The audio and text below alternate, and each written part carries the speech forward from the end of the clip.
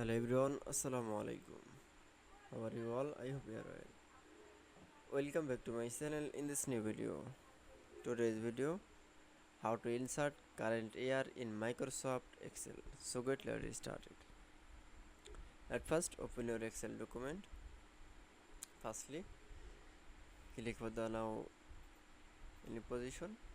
Now for click, then insert the current year and keyboard press from the equal and write from the year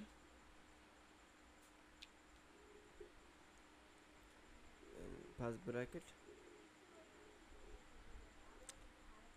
write for the now